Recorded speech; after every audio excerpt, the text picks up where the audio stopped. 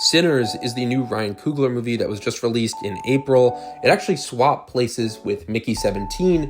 The key thing that binds them is they're both Warner Brothers movies that are original blockbusters that are being released on IMAX screens in 3D. I actually don't know about 3D, but it's being released in all the major screens, where usually these movies go to Marvel or the big Jurassic Park movies, Superman, whatever is huge and coming out, that's what gets the IMAX screens. But Sinners, which shockingly got really great reviews, is an original movie that's now in theaters and people are loving it.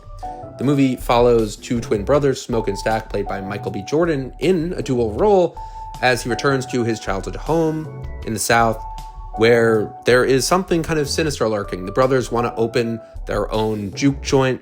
They want to have music. They want to have drinks. They want to start their own business. And when they get back, there's something kind of sinister waiting for them. And this is a really interesting reason why this movie was so successful. It came out in April. Mickey 17 came out in March. It was originally supposed to be Mickey in April, Sinners in March, but I'm glad this movie got moved to April, and I think that might be a big reason also why this succeeded. It came out Easter weekend. There's kind of something fun and ironic and kind of bold about releasing a movie called Sinners on that weekend. But also the marketing strategy for this movie was really interesting, mostly because they didn't really, in any of the trailers I saw, seem to reveal what this movie was actually about. This had one of those, it was a very strange trailer where it didn't exactly tell me what the movie was about, kind of gave me hints at it, but I really just had no idea. And at the same time, while that's the general rule a movie trailer should do, not give away key points but still make you interested, I wasn't really interested in seeing this movie. I just thought, I have no idea what this movie will be about, except it's a Western period film with some music in it, and apparently there's horror. The later trailers revealed that. But this is a very unique movie, and I think it has an incredible atmosphere and set design as well as music and a merging of genres. Sinners really creates something wholly new out of the multiple different genres, and that's where it works the best without being too overcrowded. It's a Western period horror movie with music and neo-gangster elements, but it all works as one whole functioning story. And a big part of this is it does one thing that most movies never do, almost refuse to do, because they want to make money. This movie takes time setting up a story. I think some people might have a pacing issue where the first half is a bit slower than the second half, but it's actually very effective, and it's a tedious setup that pays off. It takes a whole hour for this movie to really get going, but it really registers emotionally in the second half and makes everything that could be seen as supernatural or harder to believe more grounded because it takes its time getting there. It has this extra important emotional quality that is missing from a lot of current horror movies. If you look at movies that just came out, like Until Dawn, which literally came out a week after this, and I didn't even see it, and I have no urge to see it. There's no heart to a movie like that, I imagine. A lot of films are like that. There's also fun movies like Hard Eyes, which just came out. I enjoyed that movie, and it does, it's shorter. It doesn't really need to set up a ton, but it's a really simple cookie-cutter movie. Blumhouse's Drop, which also just came out, is the same way. That's a lot of fun. It isn't a horror, but the company that's making it kind of is marketing it as a horror, and it's silly, almost direct-to-DVD type of fun thrill ride. It's fun to look at, and it's all low-hanging fruit, fast food entertainment. I feel like that's how most horror movies are. But Sinners, to me, it doesn't feel like fast food. It feels like a meal because it sets everything up for you, and it has really great camera work and music. Everything is amazing in here. The whole first hour is just meeting characters, being immersed into this world, and it isn't just boring setup. We get really cool, well-rehearsed camera tracking shots that a lot of movies don't give us. And there's this really great scene where it's just a simple establishing a character scene, but it's so fun to look at.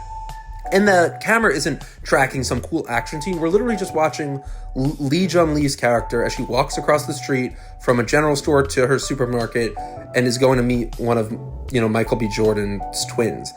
This movie just does a really great job at fleshing out the community. The storytelling techniques Ryan Coogler imposed in this film are really great, and between this and the shift in music and the risks he takes during some of the scenes, because a big theme of this movie is music and its connection to culture and history and the influence music has across generations. There are so many parts in this that I could just see him imagining and being like, that sounds really cool, but will it work? I mean, there's some scenes that people are already talking about, but it really does work, and it's because he has the balls to do it and really film it in a way that's very fun and interesting to look at. Plus the music by Ludwig Göransson is just amazing. The influence art has can cross generations. He also turns this movie into a vampire film, and I won't lie, I did feel like I was missing a bit of something towards the end. Perhaps that's just me on a first watch, but I did think this idea of vampires who bond through music and they kind of all want to absorb all these cultures because they're immortal and they want to feast off of others since they're dead. I think it's also interesting and really works really well. And then there's this Western element. Then there's this horror, stuck in one location, siege section of the movie. And then it ends in a way that is satisfying, but there was just something kind of missing, I think. And it's tough to tie all these genres together, but I think it really could have leaned more into that horror element. That's the only con I really have. I really feel like with this movie, because overall it's such a breath of fresh air and it takes risks and it's entertaining and it's so fun to watch and it's beautifully shot and original. It's one of those few recent IMAX movies that actually feels like a great movie that should be experienced on this big screen. It's not like watching Captain America Brave New World in IMAX, where every scene that's presented in IMAX is just dull, hideous looking, like a boring video game cutscene. I mean, with Thunderbolts, which I just saw too, that also utilizes IMAX kind of well, but it doesn't really do anything that different. I think Sinners is the perfect example of original filmmaking that can be done on a big screen.